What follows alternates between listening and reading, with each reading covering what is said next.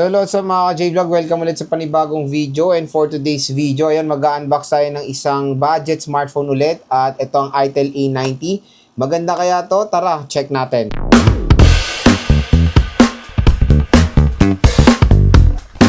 So ayan, may bago tayong i-unbox today at ito ang Itel A90. At bago tayo mag-unbox, kung interested kayo dito kayo bibili sa view products natin, mas below SRP lang po itong Itel A90 dyan. So, ang price nito sa online, usually nakuha ko to ng 3,800 pesos. Ang malupit dito, nasa 256 GB na itong kinuha ko. So, usually ang price nito nasa 4,000 plus sa online. So, check natin. Kasi naalala ko nakuha ko to ng 3,800 may voucher. Pero sa online, ngayon, as of ngayong August 2024, ano rin naman siya, bagsak presyo siya kasi lalo na nung 8,800. Yun nga, yung ano neto, yung 4GB 256 niya, naglalaro siya sa 4,500 pesos. So, for as low as pwede nyo siya makuha ng 4,000 pesos, all good yan. Or baka makuha nyo rin nung nakuha ko na 3,800, napakamura lang nitong Itel A90. So again, 4GB of RAM na to. With 256GB of internal storage. May sasabihin na naman, ito, Lods, bakit naman nakalagay dyan 12GB of RAM?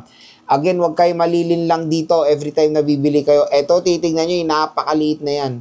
Yan po talaga ang RAM niyan, in reality. 8GB of RAM, hinuhugot lang yan dito sa storage na virtual RAM lang yan. Virtual, ha? So, syempre, mas mahalaga pa rin yung physical RAM or yung hardware na mismong sinasalpak sa cellphone. So, in reality, 4GB lang yan. 4GB 256. Ito yung magandang deal dito sa Itel A90. 256GB na ang internal storage ito sa presyo na 4,000 pesos. Interested kayo? I think yung SRP nito nasa 5 plus yung suggested retail price na possible na makuha nyo sa mall.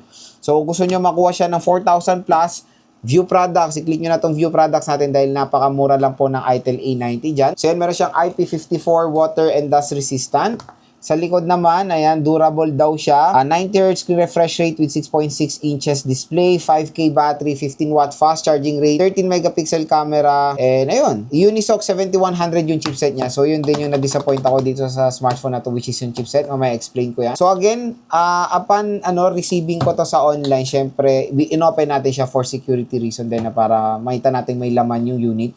And para for i-video nyo while unboxing, para kung sakali lang naman may discrepancy, meron kayong mapapakita sa online na proof na merong discrepancy na nangyari. Pero again, pag dito kayo bibili sa ating view products, safe na safe po yung unit nyo dyan. Hindi ko po ito sa mga official store at kita nyo naman, meron tayong unit on hand, diba?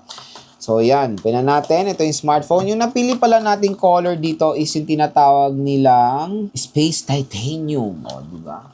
At ito, kamukha niya yung iPhone BG. Meron tayong free jelly case, and yung jelly case niya, wag ulit din kayo malilin lang dito. Hindi po to MagSafe, design lang yan. Joke only lang yan. Ewan ko ba to si Itel, ang lakas mang prank. Akala nung mga iba MagSafe itong A90, pero hindi na alam, design lang yan. It's a prank. Ayan, warranty policy, yun lang. Charger, sad to say, it's a 10W charging brick, pero up to 15W charging rate ito. So, pwede siya fast charger. Maglalagay ako ng fast charger dito sa ating product link din. Ugreen 20W charger, napakamura lang. So, 15W naman si Itel. So, meron tayong USB Type-C, eject tool. So, yun lang. Very basic lang naman yung inclusion. So, next, let's proceed dito sa smartphone. Ito ng Itel A90. Ang magandang steel dito yung 256GB of internal storage. So, ayan, yung likod niya. Ayan nga, diba? Mukhang, ito yung ito yung 15 Pro Max ko. Di ba? Di ba?